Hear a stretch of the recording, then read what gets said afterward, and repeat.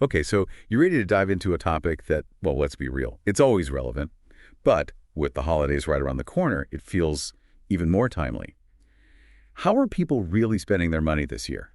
And it's not just about like what the hot items are or anything. It's about going deeper, figuring out, Bubby, why people are buying what they're buying. Yeah, and what's so interesting to me is how all these different things like, the economy, social trends, even our own like psychology, they all kind of mix together and actually shape those spending habits. So we'll definitely be looking at what people are buying, but really trying to get at the underlying reasons, those drivers. Exactly. Okay, so let's jump into some of these 2024 holiday spending trends. One thing that really stood out is that a good chunk, like a majority of Americans, might actually end up spending 30, even 40% more than they planned to. Yeah, and think about it. That's like adding on another month's worth of expenses on top of everything else you've got going on. It really begs the question, are we truly prepared for that kind of impact, on our wallets? And it just highlights how important it is to be, well, financially literate, having a plan, especially during a time when you're like bombarded with all these tempting deals. That's such a good point. And here's something that I thought was kind of surprising. So online shopping is huge EE, obviously, but a lot of people are still going to physical stores to buy gifts. Why do you think that is? It is interesting, isn't it? Maybe it's like people want that more hands-on experience. They want to actually see the products, touch them, especially when you're getting something for someone special. Or maybe there's still some hesitation about online security, especially with all those data breaches we keep hearing about. Right, right. I get that.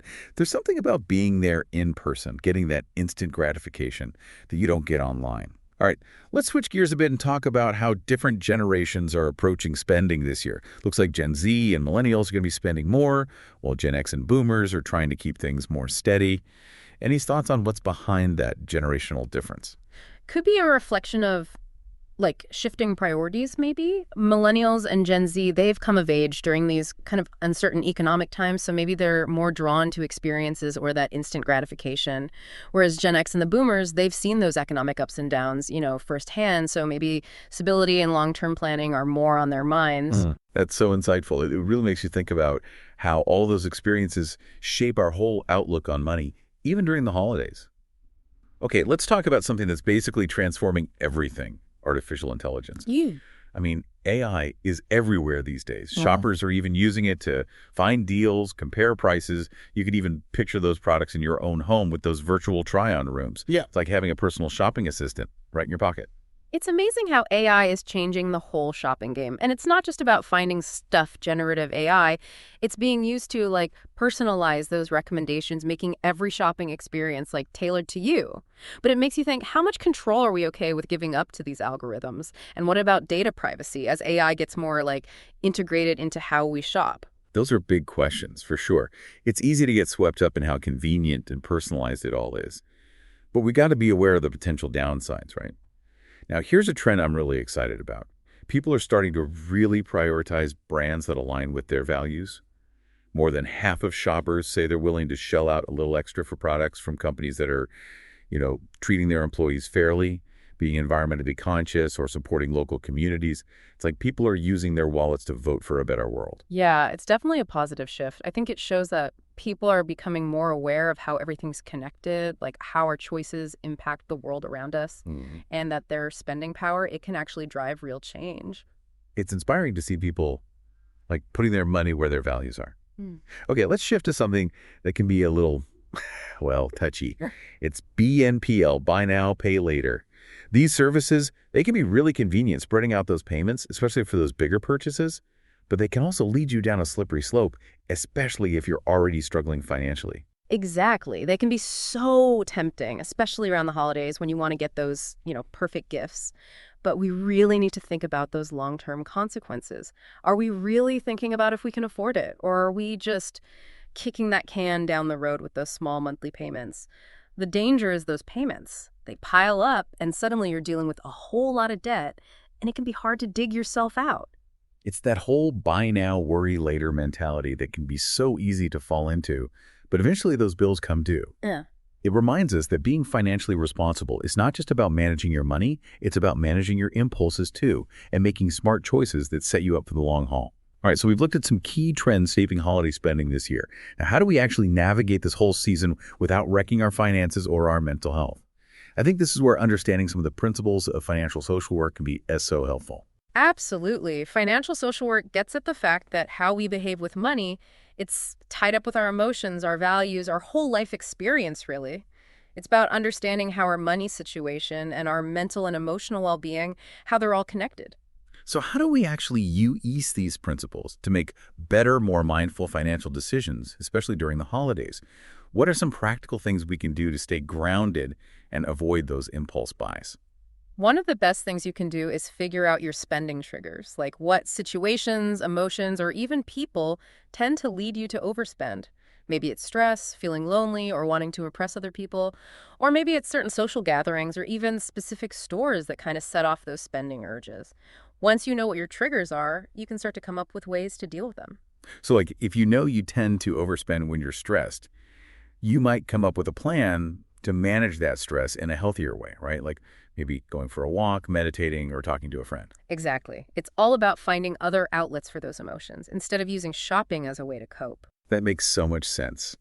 It's recognizing that sometimes our spending habits are connected to deeper emotional needs and finding better ways to address those needs. So, what are some other practical tips for keeping those spending habits in check and staying grounded amidst all the holiday craziness? Setting clear boundaries, both personal and financial, can really help. This might mean saying no to certain events or things that could lead to overspending. It could also mean setting a firm budget for gifts and actually sticking to it no matter how good those sales look. Yeah, it's like having the confidence to say, hey, my financial well-being is important. And that means making choices that might not match up with what everyone else expects. Absolutely. It's about honoring your needs and making choices that feel right for you, not feeling pressured to keep up with societal expectations or like how much other people are spending. I love that.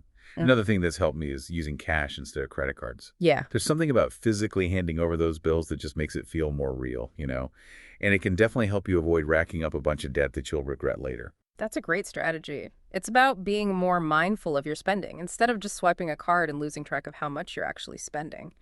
You could even try that envelope system where you put a certain amount of cash for each category, like gifts, decorations, food, and once it's gone, that's it. That's a great idea. It's like giving yourself a visual reminder of your spending limits. Something I find super helpful is tracking your spending, whether it's with an app, a spreadsheet, or just a good old-fashioned notebook. It's amazing how much money can just disappear when you're not paying attention. Tracking is key. It gives you that awareness of where your money is actually going, and that can be a real eye-opener. It helps you see any patterns in your spending and then make adjustments to line things up with your goals. Exactly. And sometimes we all need a little extra help staying on track. It's totally okay to reach out to a trusted friend or family member. Maybe you can brainstorm gift ideas that fit your budget or just have someone to keep you accountable. Absolutely. Sharing your goals and challenges with someone you trust can be super helpful for accountability and emotional support. Plus, it can help normalize talking about money and break down that stigma that sometimes surrounds financial struggles. It's about creating that safe, supportive space where you can be open and honest about money without judgment or shame. Sometimes we get so caught up in the whole materialistic side of the holidays that we forget what really matters. Right. That's why it's so important to reframe the holidays. Let's shift away from that pressure to buy the perfect gifts and focus on what truly brings joy and connection, spending time with loved ones, making new traditions, prioritizing experiences instead of just stuff. Those are the things that create real, lasting memories, not the piles of presents under the tree. Remember, those most meaningful gifts, they don't always come with a price tag. That's such a great point. The holidays are a chance to reconnect with what's truly important, show love and appreciation for the people we care about, and make memories that'll last a lifetime. And those things are priceless. So true. All right, well, that brings us to the end of part 1 of our deep dive into holiday spending and financial literacy. In part 2, we'll be exploring even more strategies and resources to help you navigate this season with confidence and peace of mind. We'll be talking about practical tips for making a holiday budget that actually works, exploring creative gift-giving alternatives, and finding resources to help with managing debt and building financial resilience. Stay tuned. Welcome back. In part one, we unpacked some of those big holiday spending trends, talked about AI's growing influence and how important it is to align our spending with what we really value. And we touched on those BNPL offers, those buy now, pay later, and how understanding some of the principles of financial social work can help us make smarter choices with our money. Right. And now in part two, we're getting down to brass tacks. We're going to give you some actual tools and strategies to create a holiday budget that actually works. Brainstorm some gift-giving ideas that won't, break the bank. And we'll even talk about how to navigate those sometimes awkward money conversations with family and friends. Okay, so let's start with the foundation of any solid financial plan. A budget. I know. The word budget can sometimes feel kind of restrictive or even scary, but trust me, a well-thought-out budget isn't about deprivation. It's about empowerment. It's about being in control of your money and making choices that line up with your values and your goals. Exactly. Think of a budget like a roadmap for your money. It helps you see exactly where your income is going, figure out where you could maybe cut back, and it helps you make sure you're spending on the things that really matter to you, especially during a time of year that's full of financial temptations. Okay, so how do we actually create a holiday budget that works for us? Right. Where do we even start? First things first, you got to gather all your financial information. That means your income, your fixed expenses like your rent or mortgage payments, utilities, car payments, any recurring bills you've got. And then factor in your variable expenses, those things that change from month to month, like groceries, entertainment, clothes. Once you've got a clear picture of what's coming in and what's going out, then you can start setting aside money specifically for your holiday spending. And it's so important to be realistic, right? Don't set yourself up for failure by making a budget that's way too strict or doesn't give you any wiggle room for those unexpected expenses. Exactly. Honesty is key here. Be honest with yourself about your spending habits and make a budget. You can actually stick with one that fits your situation and your priorities. When you're setting aside money for the holidays, break it down into categories. Like gifts, decorations, travel if you're going to visit family and friends, food, and maybe even charitable donations if that's something you prioritize during the holidays. Exactly. Give each category a realistic dollar amount based on your overall budget and what's most important to you. And don't forget those little extras that can really add up. Yeah, like wrapping paper cards, postage, maybe a few extra holiday lattes to fuel those shopping trips. You got it. Those small expenses can sneak up on you. It's all about being thorough and making sure you account for every expense no matter how small it seems. So as we're making our budgets, how do we decide what's a need versus a want, especially during a time when there's so much focus on spending? That's a great question. You might have to make some choices. Maybe instead of buying brand new decorations this year, you get creative and repurpose some of the things you already have, or try some DIY projects. I love that. It's about finding creative ways to enjoy the holiday spirit without overspending. Exactly. And remember, it's totally okay to say no to certain events or things that could put a strain on your budget. It's about setting healthy boundaries and making choices that are good for your overall well-being, both financially and emotionally. Setting boundaries can be so powerful. It's about taking control of your time and your money and making decisions that feel right for you. Okay, so we've created our budget, we've figured out our priorities, we've set some healthy boundaries. Now, what are some ways to actually stick to that budget throughout the whole holiday season? Tracking your spending is a must. Whether you use an app, a spreadsheet, or just a plain old notebook, find a system that works for you and be consistent with it. Actually, seeing where your money is going can be really motivating and help you stay on course. It's about making that connection between your spending and your goals. It's so easy to overspend when you're not paying attention. Absolutely. And remember, flexibility is important. If you find yourself going over budget in one category, don't beat yourself up. Just look for ways to adjust your spending in other categories to make up for it. It's all about adapting to unexpected things and making smart adjustments along the way. All right, let's talk about something that can bring up a lot of feelings. Gift giving. For some people, it's the best part of the holidays, while for others, it can feel kind of stressful and overwhelming. It's true. Sometimes those expectations around gifts can get out of control, leading us to spend more than we should or make choices that don't really line up with our values or our budgets. Right, so how can we reframe gift giving so it feels more genuine and meaningful and less stressful for everyone involved? Yeah, let's brainstorm some creative alternatives to the whole traditional gift giving thing. Some ideas that go beyond just hitting them all. One idea is to focus on experiences instead of just stuff.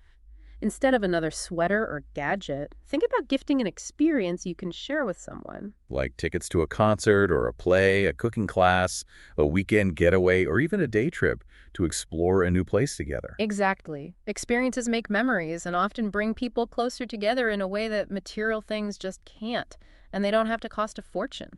Sometimes the simplest experiences are the most meaningful, like a picnic in the park, a bike ride, a cozy night and watching movies and playing games. Exactly.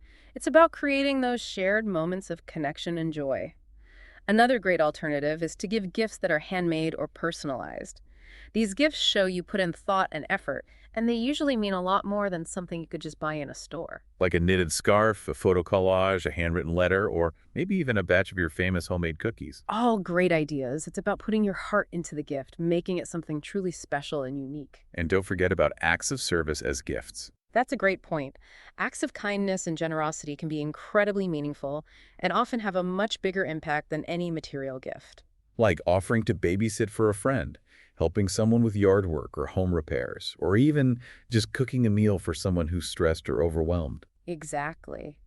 Those are gifts that meet a real need and show your love and support in a tangible way. It's about giving from the heart and making a difference in the lives of those we care about.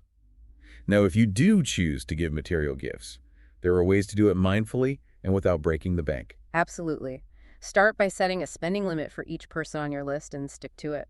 That way you avoid overspending and stay within your budget. And don't forget to shop around for sales and discounts. You might be surprised at what you can find, especially if you start early and take advantage of those pre-holiday sales. Good tip. It's about being a savvy shopper and getting the most out of your budget. And hey, don't rule out secondhand options. Thrift stores, consignment shops, online marketplaces, they can be gold mines for unique and affordable gifts. Plus, you're giving items a second life, which is good for the environment. It's a win-win. You save money, reduce waste, and find one-of-a-kind gifts. Another idea is to suggest a gift exchange with friends or family. That's a great idea for bigger groups.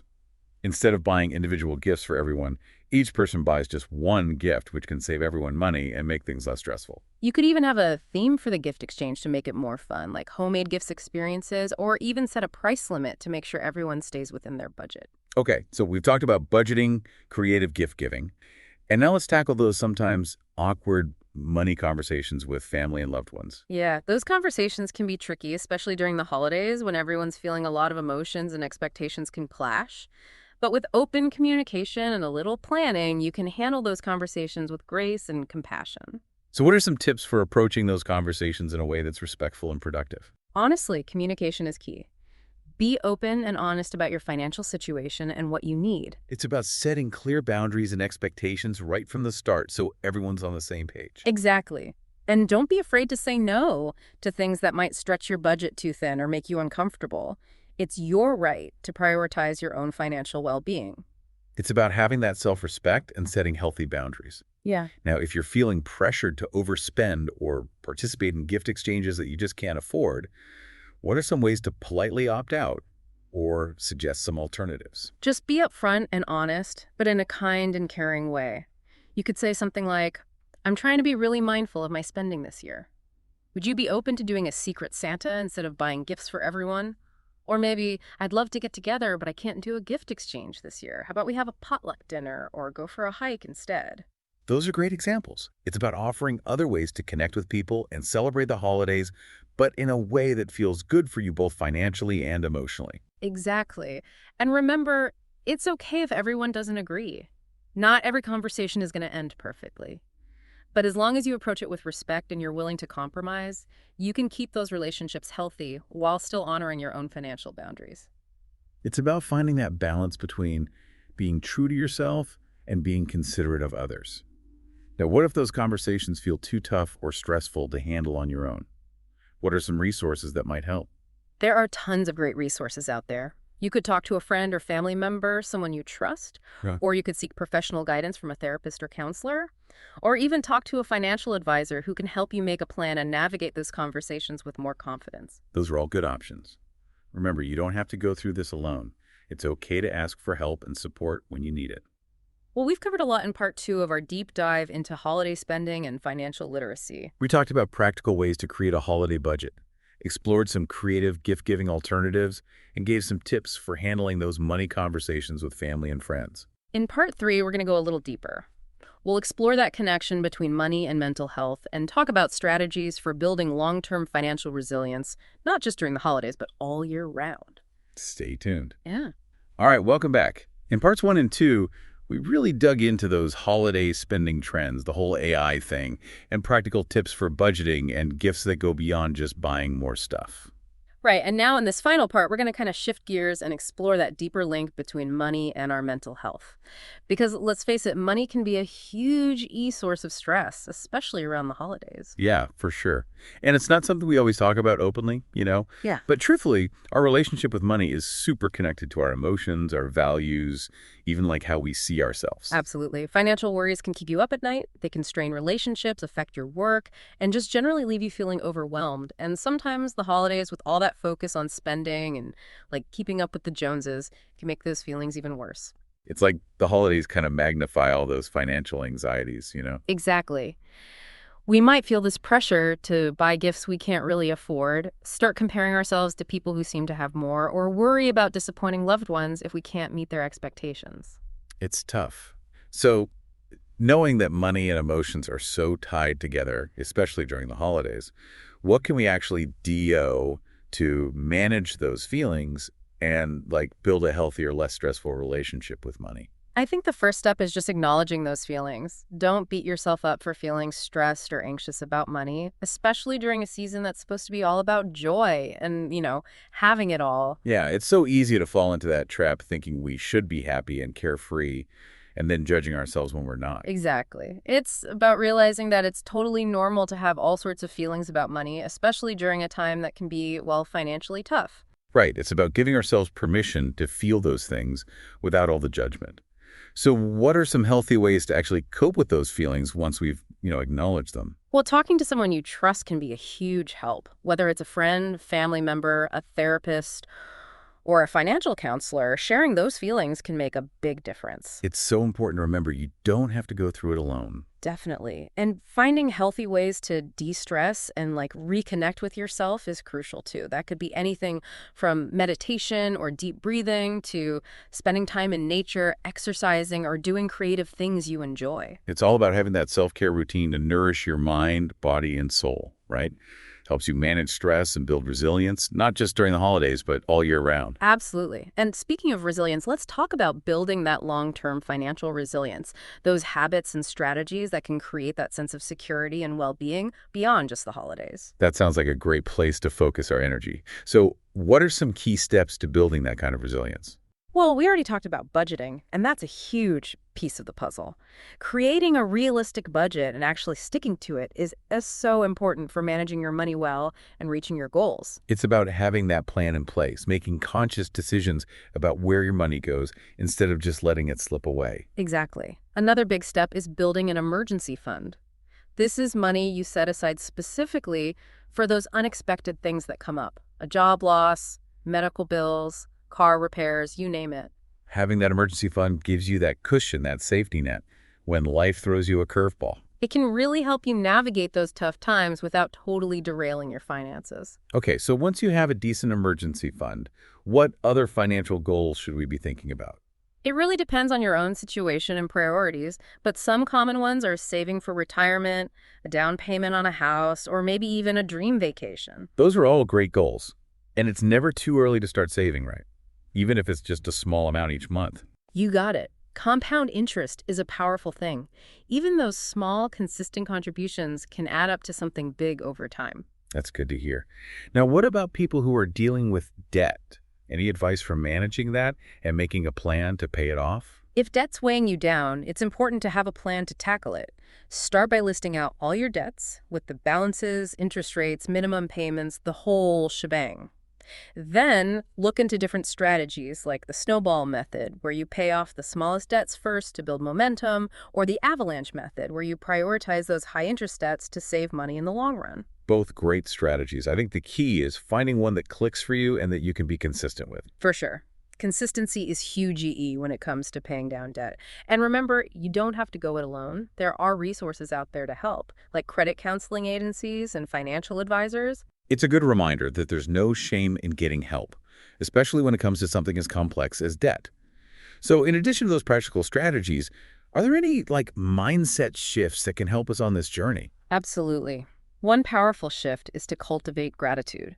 Instead of focusing on what we don't have, let's take time to appreciate all the good stuff in our lives. That shift in perspective can make a huge difference. It's about moving away from that feeling of scarcity and toward a sense of abundance, recognizing that we have enough, that we are enough, even as we're working towards our financial goals. Exactly. And another helpful shift is to embrace a growth mindset when it comes to finances. This means seeing challenges as opportunities to learn and grow, not as failures. It's about believing we can improve our money situation, that we can learn what we need to know to succeed even if we've made mistakes in the past. That's it. Financial literacy is a journey, not a destination. We're all constantly learning and growing, and it's okay to stumble along the way. The important thing is to learn from those stumbles and keep going. So true. And remember, there are so many resources out there to support you, from books and podcasts to financial advisors and therapists. Don't be afraid to use them. Well said. As we wrap up our deep dive into holiday spending and financial literacy, I want to leave you with this. The holidays can be truly magical, but they can also be a time of major stress and pressure, especially when it comes to finances. But by understanding those spending trends, finding healthy ways to cope, and making our financial well-being a priority, we can navigate this season with a lot more confidence and peace of mind. And remember, true financial well-being, it's not just about the numbers in your bank account. It's about having that healthy relationship with money, one that supports your happiness and well-being, not just during the holidays, but all year round. Beautifully said. It's about making choices that align with your values, taking care of your needs, and building that strong foundation for a future that's full of financial security and peace of mind. So as you head into this holiday season and beyond, remember to be kind to yourself, take care of your well-being, and celebrate all the good stuff. Happy holidays. Happy holidays.